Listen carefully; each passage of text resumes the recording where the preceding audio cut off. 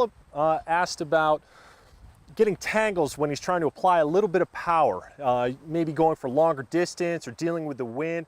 And that, a lot of people used to say, oh, you create wind knots. That's usually not the case. It's actually more often than not a tailing loop. Now I'm going to try and demonstrate a tailing loop for you really slow on this cast. And what happens is that fly line and that leader and that fly will sometimes come underneath and cause a little knot.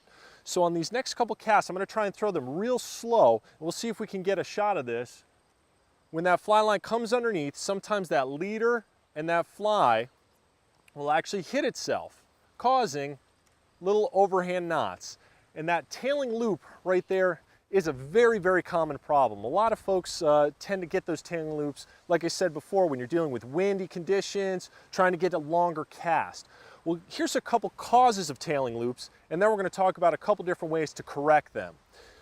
By far, the most common cause for a tailing loop, and this happens especially to us guys, we just try to push it way too hard, try to make that real long cast all the way across the pond, and that's just overpowering the rod too soon. When we make that cast, we want to try and make a smooth acceleration and a smooth acceleration to that abrupt stop on the back cast here and the forward cast. If we flick it aggressively too soon and overpower that rod there, that's going to cause that tailing loop. You're going to get that mess and potentially get those tangles.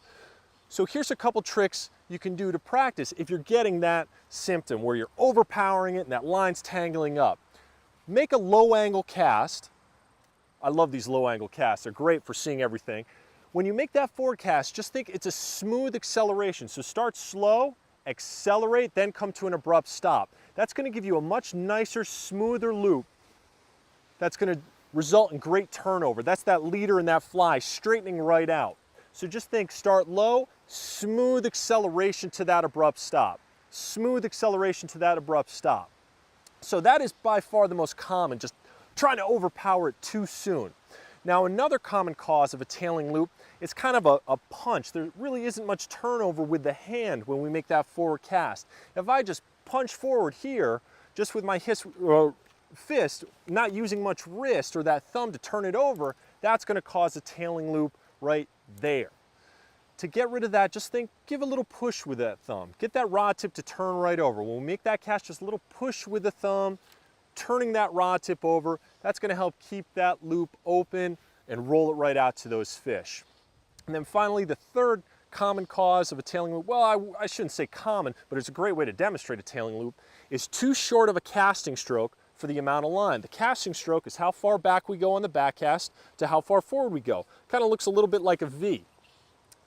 This is my casting stroke, about here to about here for this much line. Now if I all of a sudden shorten it up, there's the tailing loop. Too short of a casting stroke for that length of line can definitely cause tailing loops.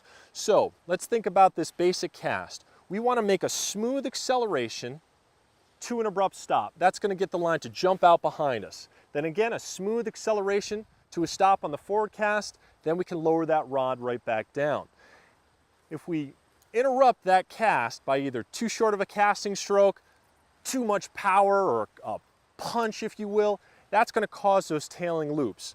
This rod tip has to travel in the straightest path possible from back cast to forward cast. That's going to give us that nice tight loop right there.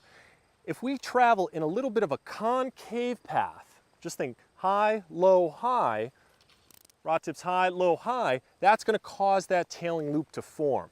So just tell yourself nice and smooth, easy does it, not too far back, not too far forward, and a nice straight path, and that should help you deal with those tailing loops.